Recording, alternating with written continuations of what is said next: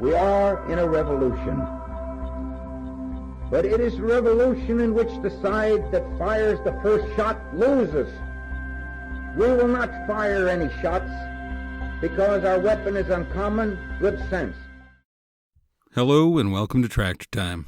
Tractor Time is brought to you by Acres U.S.A., the voice of eco-agriculture. I'm your host, Ben Trollinger, editor of Acres U.S.A. magazine. Recently, an Acres U.S.A. reader gave us a piece of sheet music he found while cleaning out his barn. The song's called "The Farmer Feeds Us All." It's an old standard that's been performed in some form or fashion by everyone from Fiddlin John Carson to Pete Seeger to Ry Cooder. You should go listen to it. I'll link to a version in the show notes, but because of copyright issues, I'll just read you a lyric. You may talk of all the nobles of the earth, of the kings who hold the nations in their thrall. Yet in this we all agree, if we only look and see, that the farmer is the man that feeds them all. I've been thinking about this song as the coronavirus pandemic lays low entire sectors of the U.S. and world economy, as it spreads sickness to the rich and the poor alike, and as it gathers a dark cloud of fear and uncertainty over our future. And yet, as national emergencies often are, the pandemic has been clarifying, forcing us to think about what truly matters most. Now, if you watch the evening news, you might assume that's toilet paper. But for many, this time has been about reconnecting with loved ones. It's been about reconnecting with the things that nourish us, things like faith and family and food. Along with social distancing, essential services has been one of the new phrases to enter our lexicon over the last few months. In addition to healthcare providers and grocery store workers, we were reminded during this time that farmers too are essential to our survival. Here at Acres USA, we've always marveled at the determination and the creativity small farmers show us in their tireless efforts to bring us nutritious food. In preparing for our May issue, which we put together this month, we reached out to many of these men and women to see how they were weathering the storm. And what we heard was inspiring. Farmers aren't panicking, they're just getting to work. Marty Travis runs Spence Farm in Illinois along with his wife, Chris, and son, Will. He's also an Acres USA author. His book, My Farmer, My Customer, can be found at the Acres USA bookstore at acresusa.com. And Marty leads a co-op of farmers that serve some of the top restaurants in the Chicago area. Many of those restaurants went into hibernation during the outbreak, but they didn't forget about Marty's group. The chefs put out the word that there was plenty of fresh food for sale. The demand from families was so high that the co-op saw a big spike in its usual revenue. And even though he had barely slept a wink when we talked to him this month, Marty was still finding time to offer farmers words of encouragement. I was really inspired by what he had to say, and I hope you are too. Thanks so much for joining us. I appreciate you taking your time to talk with us today. How is your family? How's their health? How are you doing? Everybody here is doing really well. No issues health-wise. We're probably sleep deprived, but we're trying to get over that. There's just a lot of moving parts right now, and trying to keep everybody safe and well fed. That's our goal. And one of the things that obviously is impacting your business is a lot of restaurants have closed across the country, and you serve one of the largest metro areas in the country in Chicago. I'm wondering exactly, once the shutdown started rolling out across the country, what impact did you see directly, and how did you start to adapt to it? We actually began to have some of these kinds of discussions of what if about a year ago or so, like, trying to be as diverse and potentially ahead of the curve, asking the question, so what if we couldn't take to all of our chefs anymore? What would we do? And how could we pivot? And then about a month ago, I was meeting with a number of our chefs just as a regular seasonal meeting and began asking them, what would happen if this virus thing becomes an issue? None of them had any good answers.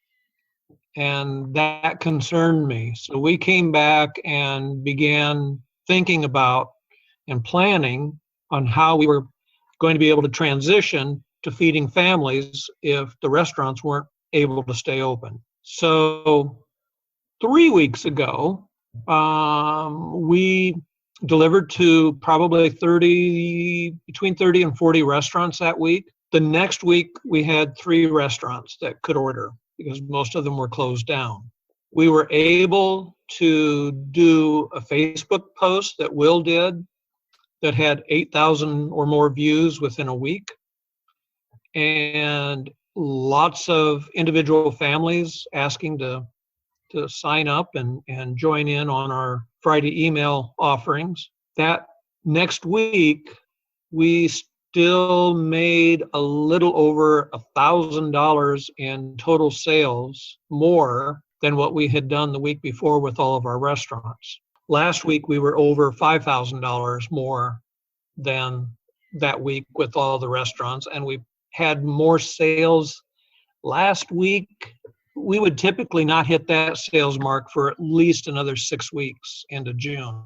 And then this week, oh my goodness, there's a lot of families ordering. So we're really honing in our systems and trying to keep our farmers safe, produce great food, and get it to the people that are really looking to support us. How do you account for that surge in demand? I mean, that seems pretty remarkable. It is remarkable. Part of it is working with a number of our chefs. They've put the word out. We've had a good following of individual families for a long while that have always wanted to be able to have access to this food, but we never felt like we could do both the restaurants and all of the individuals at the same time, or at least not try to institute something while we were doing one. We felt like we were doing really well with the restaurants, but now's a perfect time when we're not having to field all of the restaurant orders to try to institute this family food project and get that under our wings and fly with that. And then I think we can probably work to do both. But a lot of it's chefs, a lot of it, they're talking it up. And I've got one chef that told me last week when he was ordering for his neighborhood. He had taken the email that we send on Fridays and given it to the home association president, and he was taking orders. It's remarkable, Ben, what folks are doing here.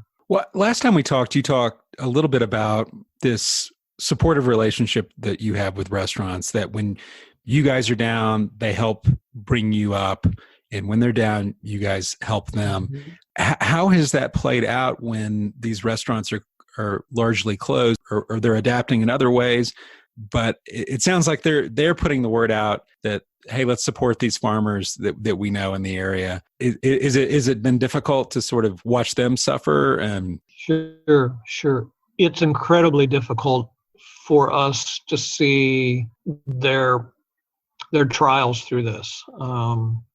The executive chef of Omni Hotel in Chicago told me last week, she said, can you meet me at the dock this week? She said, I need to just touch base with you. And she said, the hotel is going to be closed with no staff at all for 2 months. And that's really rough. But yet, she turned around and placed a huge order, and there were a couple folks from Omni Hotel that placed orders for themselves this week. So there's a lot of pivot. The other thing, we're a little bit different from like a farm CSA kind of a program. We're offering our Friday list that we typically send to all the chefs. We're offering that to all these individual families at the same price that we've offered it wholesale to all of our restaurants. That also, it's different than a CSA because people get to choose. And during this period of time right now, when we all feel like we don't have a ton of control in this situation, being able to have control or choice in what we're going to feed our families or ourselves seems like the right thing to be doing right now. Mhm. And it's remarkable. And a lot of it comes down to the messaging. I mean, we're all in this together and working really intently on how we say things, what we say, and then how we treat each other with compassion goes a really long way toward what people say and their experience is with farms and our farms. It makes it easy for them to share with friends and neighbors and family then, hey, this is an option that I think that you should consider. So I know you have a really close and tight-knit group of farmers within your network and cooperative. Are other farmers who are operating outside of that or using maybe potentially different business models, maybe they're going to farmers markets or what have you, are they coming to you for advice? Are they struggling a bit more than maybe you in your group? Yeah, there's a lot of concern. I was on a video conference last week, and there's a lot of freak out, especially those farms who rely heavily on farmers markets. I'm very concerned for the physical health of our farm community doing farmers markets. If you think of it, if you put your fingers,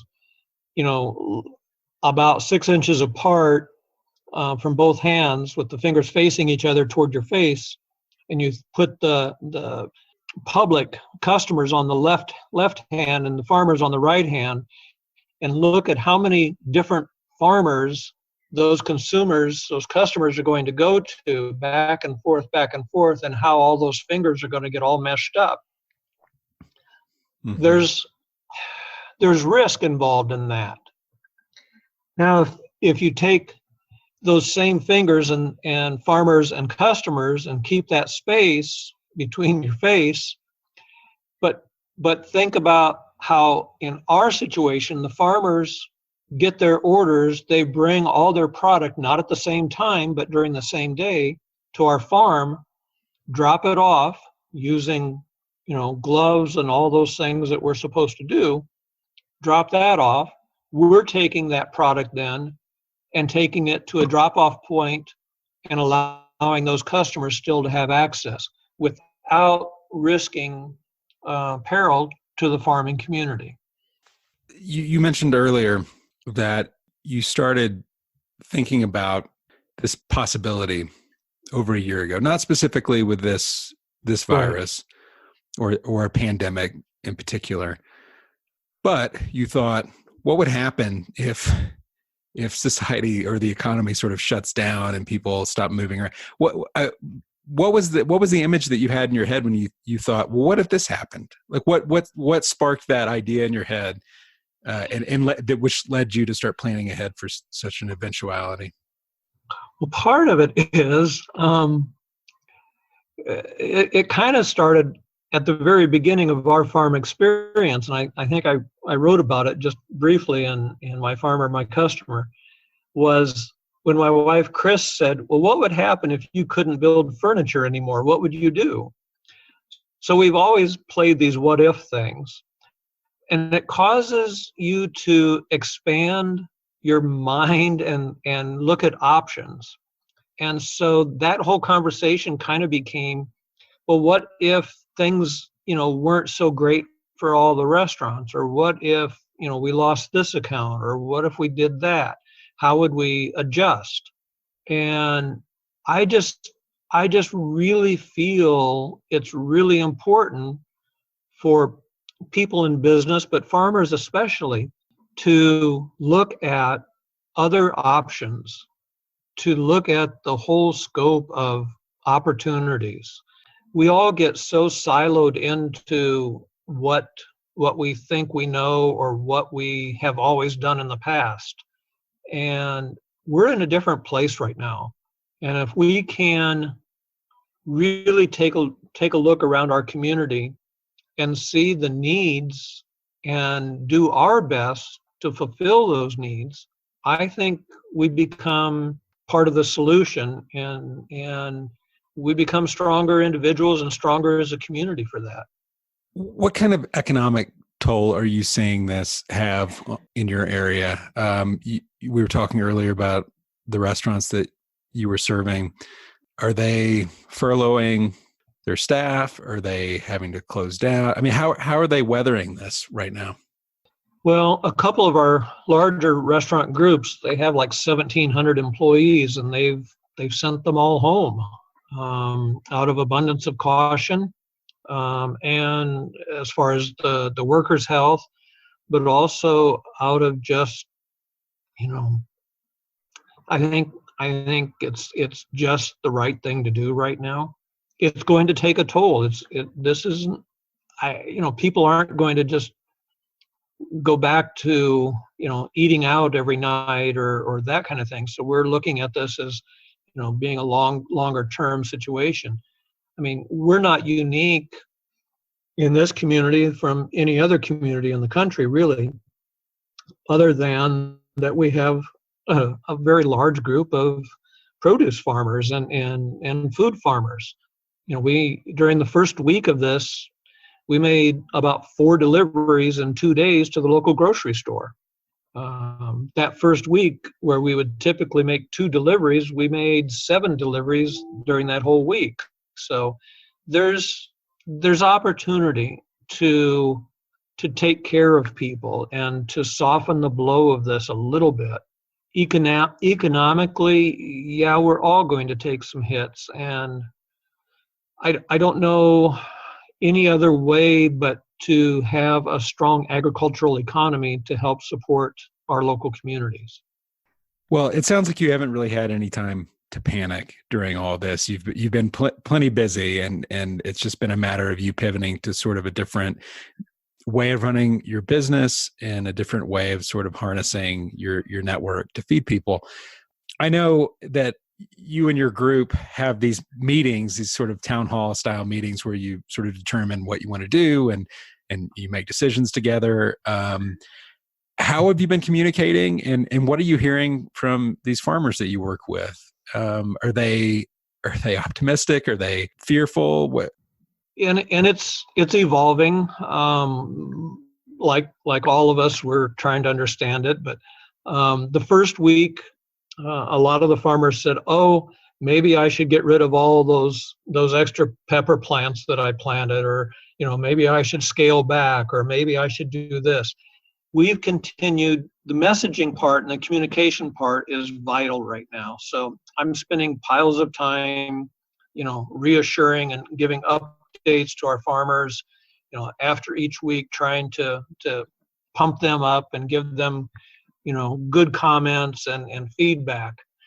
I visited a few of the farms, and we've had conversations with some of them one-on-one, and they are concerned. But I just keep telling them, just keep planting, just put your head down and provide as much as you can. And even over the last couple of weeks, where we would have maybe, 8,000 pounds of a root veg, we're down to about 1,000 pounds now in just a couple of weeks. There's a lot of product that's being moved, and I'm trying to meter it out so that we still have enough to get by until all of us have new crop available. And it's coming, but trying to keep everybody, emotionally and mentally focused, and to be safe, and to do what each of us can do best.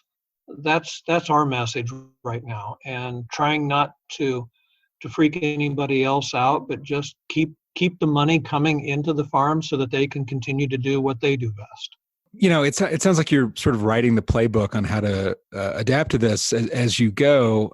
What are there any kind of guidelines that you're looking to, or is there any support that you're getting from elsewhere on how to adapt your farm to this new reality? I mean, just in terms of sanitation, in terms of distancing, how have you had to adapt in that regard? Yeah, we have boxes of gloves outside each of our walk-in coolers for our farmers when they deliver. like I said, they're not all delivering at the same time, and they're respecting of, if one farm's here, they usually wait until they're finished and can do that. There's sanitizer that we're using a lot of. We have boxes of gloves in each of the delivery vehicles. We're using fresh gloves every time we stop at a new place. When we fuel up, it's just the sanitation aspect is really intense. But more than that, then that's super important. But part of it is also just the mental and emotional aspect of, trying to not. I don't think we've had any fear here yet, here with our farm.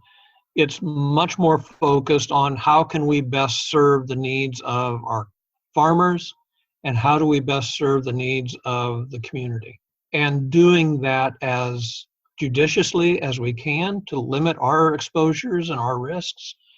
But you're right, we are writing a new playbook, but we're also really trying to continue to have compassion for everyone, flexibility, and we will get through this. It just kind of occurred to me that, I was asking myself, why are you're seeing this kind of surge in demand from this new group of customers that you've connected with?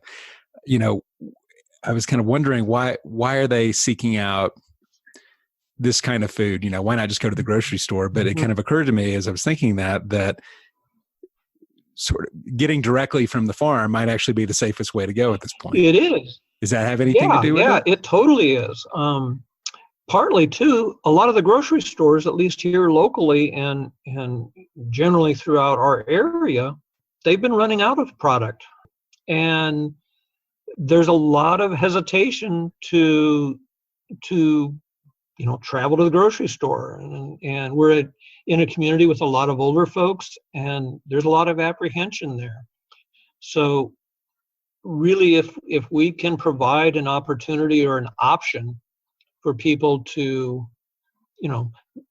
drive to the farm or order their things online, pay for it online, drive to the farm, drive through, not get out of their car and just have things set in their car, they're getting, product that's super fresh, that they know where it came from. There's traceability to it. And they know that they are participating in a community project. They're keeping those dollars within the community. They're keeping all of us moving forward, and they're doing their part, and we're trying to do our part too. Well, I really, really appreciate you taking the time to talk with me today. I know you said you were doing a round of media interviews. What are they asking you? You mentioned HuffPost. Yeah. Was one that you talked to, and maybe a couple of others. And, what are the kind of national media outlets wanting to know? A lot of it is, how in the world are you surviving this with your farms? Will did a local NPR station on Thursday on his way to Peoria with deliveries. They're wanting to know a lot of the same questions that you're asking. How are your farmers doing? What's the message that you want to get out to individual families and local customers, and part of what you're focusing on that I'm trying to get this message out to the farming community across the country. It's spring. It's time to plant. We need to do all we can to maybe hunker down a little bit, but offer our communities options. And, we'll see.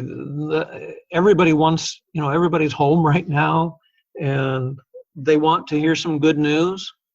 And the good news is that we as farmers are pretty resilient folks. We care about our communities, and we care about individuals, and we want to do our part in this, and God willing, we will. Marty, thanks again for talking with me, and make time to get some rest. Just knowing that you're out there doing that work I think is inspiring for a lot of people. I hope our listeners feel that way. I know I do. Thank you for this opportunity. Seriously. Thank you for listening to another episode of Tractor Time, brought to you by Acres U.S.A. Subscribe to our channel on YouTube, iTunes, or anywhere podcasts are available. Also find us on acresusa.com, ecofarmingdaily.com, and don't forget to subscribe to our monthly magazine. Acres U.S.A. has been dedicated to the mission of educating growers and non-growers about the benefits of ecological farming practices for more than 40 years. At Acres U.S.A., our content is designed to help you drive your operation, big or small, in an economical and ecological way. Our products, from books to a monthly magazine to annual events to podcasts and newsletters, are filled with high-quality content produced by farmers, consultants, and researchers. Wherever you are in your farming journey, we're here to help you. Thanks for listening, and have a great week.